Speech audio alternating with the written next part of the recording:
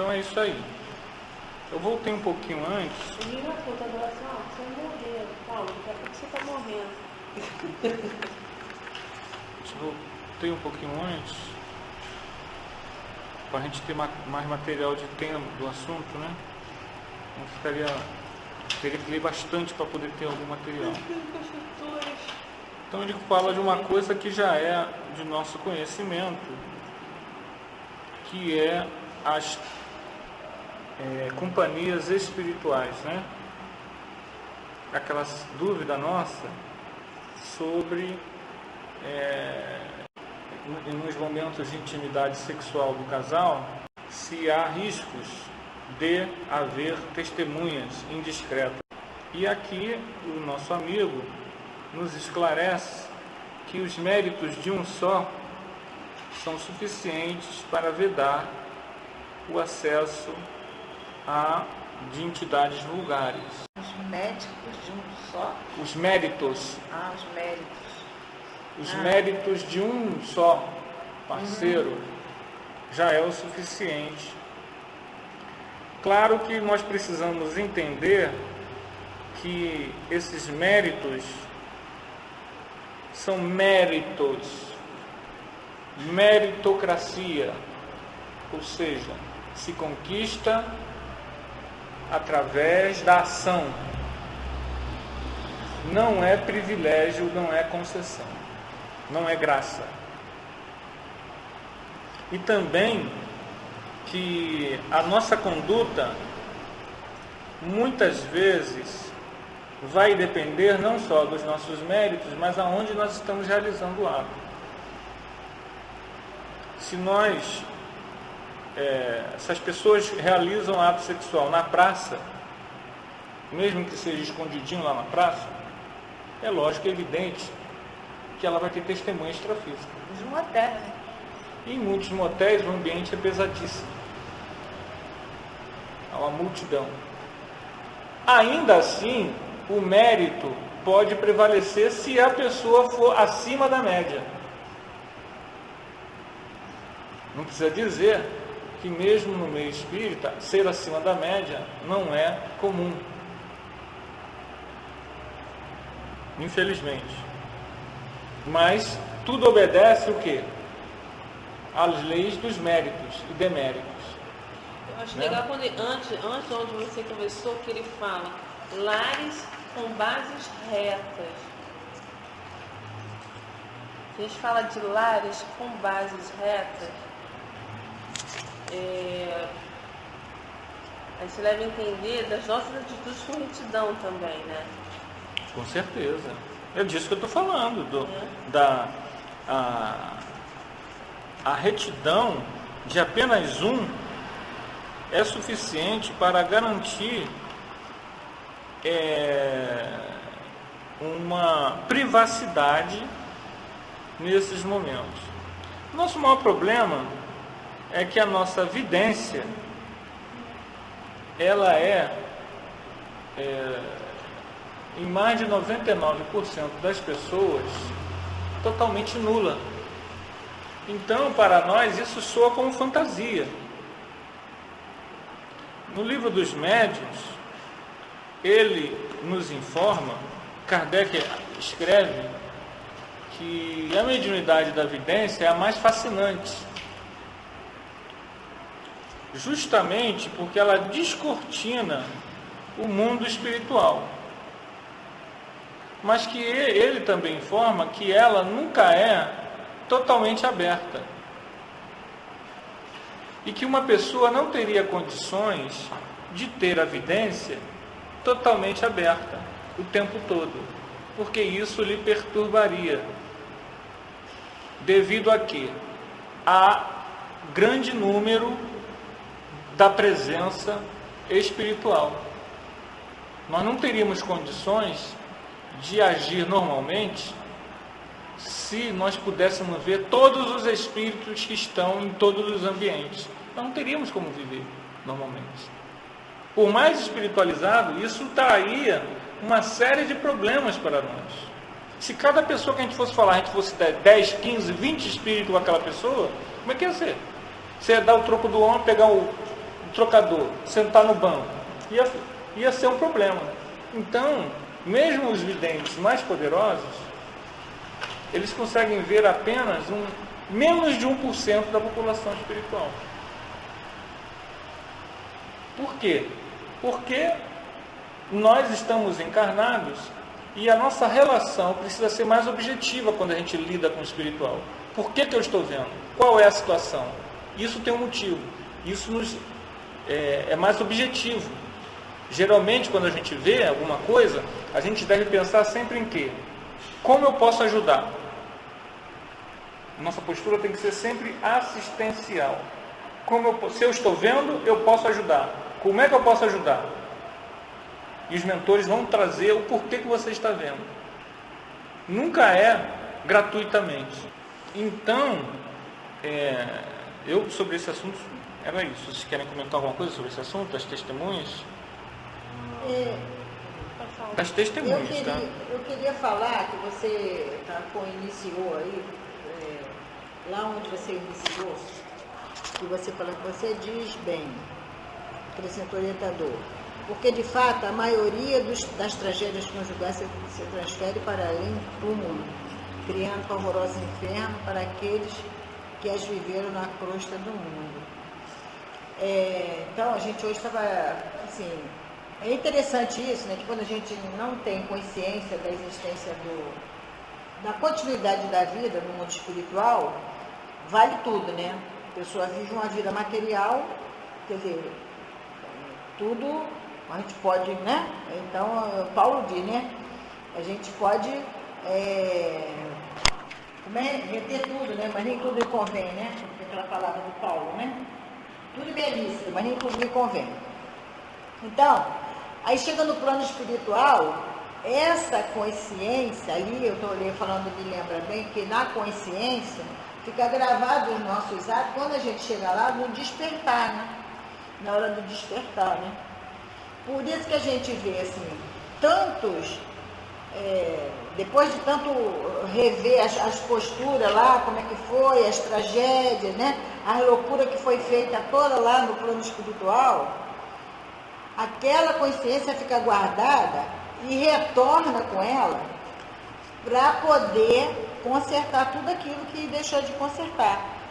A gente, como espírita, a gente já tem uma condição melhorada da gente fazer o melhor, né? Para a gente não chegar lá devendo. Em tese. Né? Em teoria, né? Teoria, mas eu estou me esforçando, quer dizer, eu procuro me esforçar, porque eu acho assim, que aquilo que eu leio, eu tenho que transformar a mim, não é os outros, mas eu falo para os outros, mas eu também tenho uma parcela de culpa, porque meus ouvidos estão mais próximos, né? Então, assim, a gente tem que se esforçar para poder o quê? Não chegar lá com aquela consciência de culpa do dever não cumprido. Porque a gente estava lendo hoje sobre a Joana de Ângelo falando isso, na consciência do dever, né? Quer dizer, aquela pessoa que não tem consciência do dever, ela fica na consciência culpada. Aí chega no plano espiritual, desperta lá, não fiz nada disso, eu estava ali com aquilo, eu tinha que fazer. Então a gente, como espírito, a gente tem que trabalhar isso, né? Em nós, para a gente andar corretamente. Porque tem que, no caso, né? Daí, até na semana passada, essa lição se voltando mais passada, a gente ia até ver isso. No caso do casal, a mulher, eu fui boa, eu dei tudo pro marido, eu fiz isso, fiz aquilo, agradei isso aqui, mas você vai reencarnar com ele. Mas por quê? Porque não amou, né? Então, quando ele fala nessas baixas vibrações aqui, né? Nesse clima aqui, ó, das paixões baixas, é muito doloroso observar a extensão dos crimes perpetrados na existência carnal. E ai dos desprevenidos que não se esforçam a tempo, no sentido de combater as paixões baixas. Olha só, quantos desequilíbrios a gente tem às vezes, e a gente tem consciência disso. Quantos? Né? Geralmente a gente está caindo aí, levantando, mas a gente tem que ter aquela postura de se erguer mesmo, de se esforçar por causa do tempo, né? Forças energéticas que a gente irradia, que tem como principal fator conduzir a nossa vida. Uma dessas forças é o ciúme. Às vezes, através do ciúme, nós mudamos o caminho, não passamos, não falamos, odiamos, detestamos, criamos animosidade. Outra força é o próprio problema da inveja.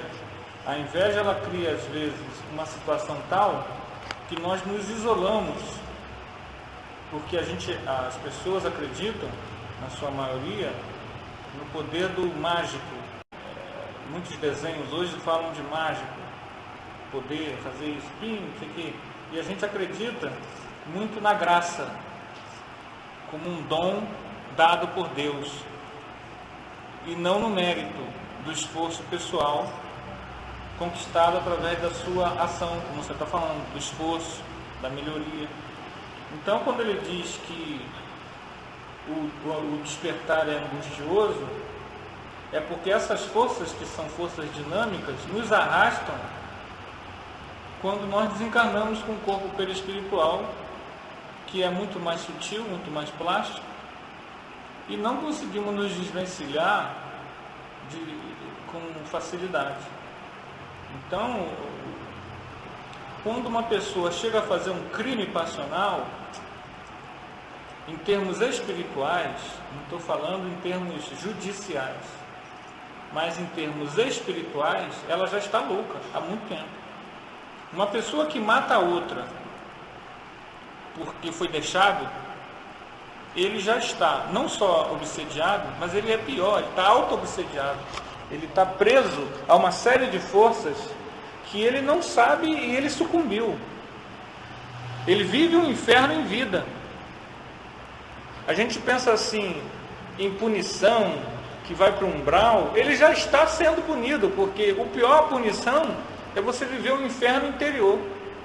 Uma pessoa que tem um tal senso de posse, que ela chega lá e dá 2 tiros na outra,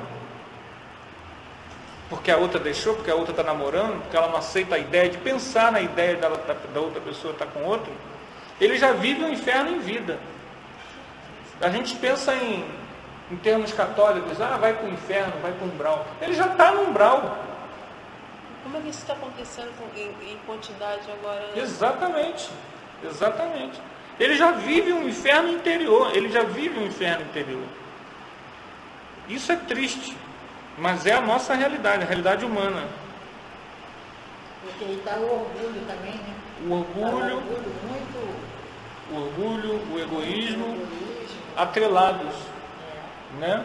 Se você não leva um bom dia, você diz, nunca mais vou falar com fulano. Imaturidade também, isso aí. Anteontem, aconteceu uma cena lá, eu estava vendo a gritaria, cheguei na janela, aí vi uma pessoa lá, pegou uma cadeira e tacou no vizinho. Aí deu até a polícia lá. Ali na rua? Aí a pessoa que fez é uma pessoa que a gente gosta muito, eu falei, olha, a situação é essa, mas nós não podemos compartilhar com essa... Eu conversando com a minha esposa, a gente não pode entrar nessa teia de envolvimento, de raiva, porque isso acaba em tragédia. Os problemas entre vizinhos não podem ser na base da gritaria, da agressão. Por quê? Porque nós temos essas coisas dentro da gente, a gente não deve se iludir. Aí nesse caso a gente tem que ficar dentro de casa orando. No momento, a gente precisa vigiar. Se a gente está envolvido numa situação em que a gente acha que tem razão, a gente precisa orar, vigiar, se conhecer, saber das suas tendências, saber que você pode ser agressivo, saber que você já participou de mortandades no passado e que isso pode aflorar. Então você precisa colocar antolhos, precisa colocar... É que nem aquela história do mestre de Kung Fu, que é perturbado, que batem nele, não sei o quê. aí ele deixa bater, ele não reage, porque ele sabe que se ele reagir, ele acaba com todos eles. Então a gente que sabe que qualquer coisa que a gente faça, estando certo ou errado, partindo para agressão, a gente é que vai se prejudicar, porque a nossa consciência de culpa vai ser muito maior. Nós vamos ficar nos lamentando, não vamos querer fazer palestra, não vamos querer participar de reunião mediúnica, não vamos querer dar passe, porque a gente vai lá, não, eu não posso, não tenho, como é que é? Não tenho condições, não sou evoluído. Aí eu falei uma coisa lá em cima, semana passada. Nós não somos evoluídos, ponto. Parágrafo. Vamos trabalhar, porque a melhora acontece com o trabalho. Mas, Anderson, Está entendendo? A melhora acontece com o trabalho. A gente não vem trabalhar porque somos evoluídos. A gente vem trabalhar porque a gente está se arrastando para melhorar. porque a gente quer melhorar. Então, se a gente erra, a gente não pode abandonar o trabalho porque erra. Mas nós precisamos, antes de mais nada, saber como lidar com as situações estressantes a nível pessoal. Nós não podemos esquecer dessa nuvem de testemunhas que estão o tempo todo nos envolvendo e que cabe a nós, em cada situação, agir da forma mais assistencial possível, ok? A forma mais assistencial possível em cada situação será aquela que a nossa reflexão, a nossa prece, tudo aquilo que a doutrina nos informa, e dentro da nossa personalidade, nós conseguiremos agir. Eu queria só partir para essa outra questão aqui que nós lemos e que nós não abordamos, que é a questão da reencarnação dele. Ele se sente mal, ele está sofrendo um processo de angústia, e é um processo que André Luiz diz que é semelhante à desencarnação. Isso daí é uma coisa que a gente às vezes nem para pensar, né? Que o processo de reencarnação muitas vezes traz uma poderosíssima angústia. Há uma coisa aqui muito curiosa que eu ainda não tinha percebido, em que André Luiz diz assim: mas o organismo perispirítico de Segismundo não é o mesmo que ele trouxe da crosta ao desencarnar pela última vez? Sim. Aí vem a questão. Tem a mesma identidade essencial. Todavia, com o curso do tempo, em vista de nova alimentação e novos hábitos, em meios muito diversos, incorporou determinados elementos do nosso ciclo da vida, dos quais é necessário se desfazer, a fim de poder penetrar com êxito a corrente da vida. Ou seja, tem que se desfazer. Isso aqui é um tema complicado e ele está trabalhando com a língua, mas está claro que ele tem que se desfazer. Como a gente tem que se desfazer do quê? Do corpo físico? Ele está se desfazendo Do corpo sutilizado que ele precisou para calar. Exatamente. Ele deixa a identidade essencial. Ele está se desfazendo assim. Ele está aprendendo a amar Não, o cara que quer ser pai dele. não, nada disso. O processo técnico. Ele É está esse- deixando. Como é que é se desfazer? Exatamente, aí é que está a questão toda. Se abre uma dúvida aqui. Os construtores atuam em todo o processo reencarnatório ou em processos reencarnatórios que tem algum dado especial, como o do Segismundo, que vai nascer com uma Sim, característica física? em todo não. Às vezes é compulsório, é automático, como os bichos. Quanto mais bárbaro, pesado a gente é, mais próximo dos animais. Já pensou se cada animal, cada inseto tivesse alguém? Há um mecanismo natural, divino. Reencarna de qualquer maneira. Então Mas quanto o mais construtor- primitivo é um indivíduo, A assistência do construtor, então, é mérito. com certeza. Segismundo, como a gente vai ver, é uma pessoa que inclusive criou uma mini colônia. Não é uma pessoa que não vai vir aqui para não render nada. É uma pessoa Então que não basta ter o registro perispiritual que vai determinar que você nasce com patologia tal ou defeito tal. É necessário um construtor atuar nos genes materno e paterno para que aquilo se dê no corpo físico? É o que a gente está dizendo, não. Depende do nível de evolução da pessoa. É o meritocracia. Conforme o teu mérito, veja bem, se você é uma pessoa que sabe tocar violino, você é um expert em violino, você vai para uma turma geral, você é professor de música, ali tem uma pessoa que adora atabaque e tem um outro que era como você era com o violino. A quem você vai dar sua atenção? Você vai dar atenção àquele que você já está percebendo. Estou dando só um exemplo, tá? Não estou dizendo você não. Ele vai dar atenção àquele que você está percebendo que vai render frutos por o violino. Para aquele que você dá o tabaco, você dá o tabaco. Deixa ele lá batucar no tronco lá da árvore. Ele gosta disso. Muitas vezes a gente vai fazer isso, força, educação e tudo mais. Mas no plano espiritual é assim. Ninguém tira as pessoas do umbral. A pessoa precisa querer sair. Não, mas o que eu estou dizendo é o seguinte: é mérito. Tu está entendendo? A formação genética. Receber assistência de um construtor é mérito. É mérito. Precisa ter algum mérito. Com certeza. Se você tem, por exemplo, a pessoa precisa ter uma doença. Ela tem duas formas. Ela tem alguém que analisa o mapa dela. Ninguém é abandonado. Não podemos esquecer disso. Não há nenhuma alma zanzando por aí nas zonas inferiores abandonada. Há sempre instrutores que velam por ela. Agora, ela não vai ter o requinte de uma mão sofisticada. Que uma pessoa que você sabe que ela é 100% certo que ela vai ser um cirurgião, neurocirurgião, que cuida. Esse cara precisa de um cuidado com as mãos na genética dele. Esse outro, eu não preciso. O cara olha para Anderson, não precisa cuidar disso. Não precisa de um agente construtor especialista para que ele nasça com as mãos excepcionais para cuidar do cérebro das pessoas. Está entendendo? É conforme você está vendo que aquela pessoa ali... Mas no caso de Sigismundo, pelo que eu entendi até então, ele vai nascer com uma determinada deformidade, não é isso? Mas é uma deformidade que ela é trabalhada. É diferente de uma deformidade que é feita a isso. Está entendendo a sutileza? Uma coisa é você ter um problema que é uma delicadeza kármica, em que aqueles fluxos de deficiências suas são canalizadas naquela deficiência específica, trabalhada. Imagina uma massa de mármore. Você vai trabalhar o mármore, que é bruto, numa coisa específica, que é uma estátua.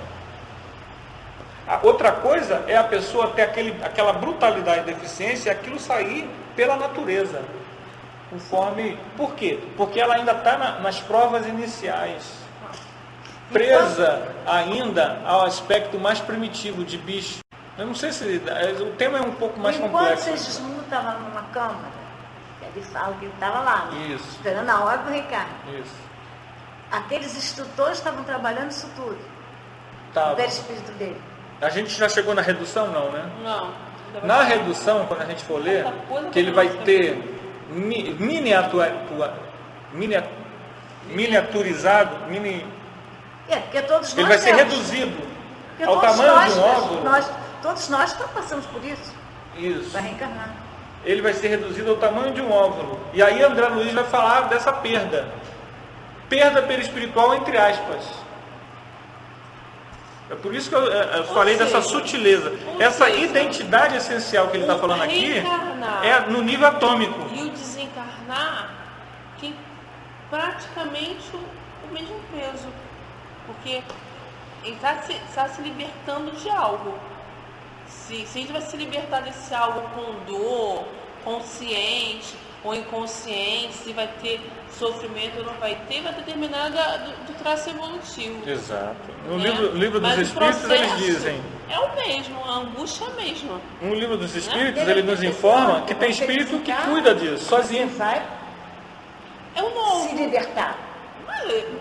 E quando você reencarna, Você vai se você aprisionar. vai ser, sei lá, eu acho que é Restringido. diferente. É restringido. É diferente. Mas Para o espírito que tem mediana evolução é diferente. pra gente que está um tempão encarnado, por mais que a gente já tenha desencarnado 1 milhão de vezes, o tempo que a gente fica encarnado nos dá características e nos faz ter medo do novo. É sempre o desencarnar é sempre algo novo. E pelo que eu entendi, o reencarnar é o meu processo.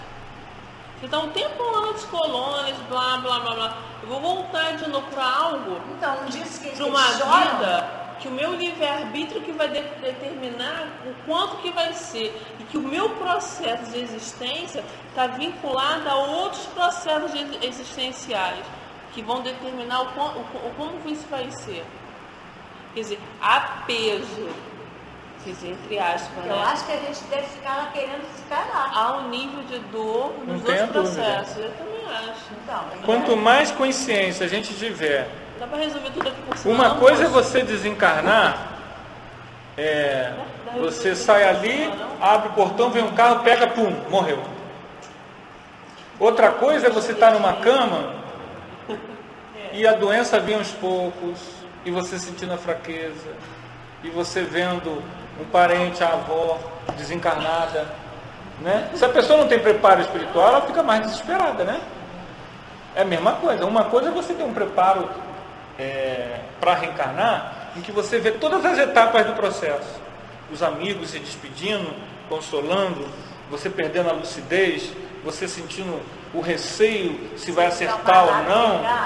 Outra coisa é você estar lá no plano espiritual, no maior carnaval, aí pum, dorme e nasce ali no meio daquele negócio do carnaval mesmo. Está entendendo?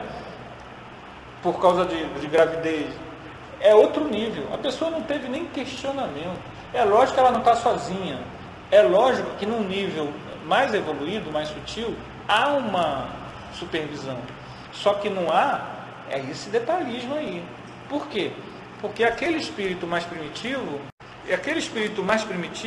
ele não precisa de uma sofisticação. Ele precisa ainda passar por provas que despertem o seu espírito lá na frente, daqui a 50 encarnações, para uma coisa mais sutil. Naquela fase que ele está, ele ainda é muito primário. Então eles não perdem tempo. Então, Mileco pode ter passado por uma situação dessa, por exemplo. Quem? Mileco, Luiz Antônio Mileco. O que tem? que nasceu cego, pode ter passado por essa questão dos construtores. Com certeza. O simples fato de uma pessoa estar sentada numa reunião mediúnica já é um diferencial, né?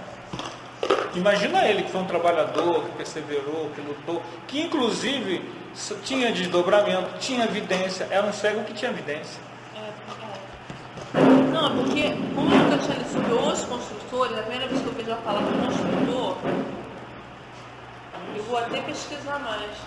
Olha, fora que André disse, não vai ver tudo isso não. Mas os conselhos, aí ele está falando que ele foi chamado para dar passo. Quem são esses a situação é construtores? Né?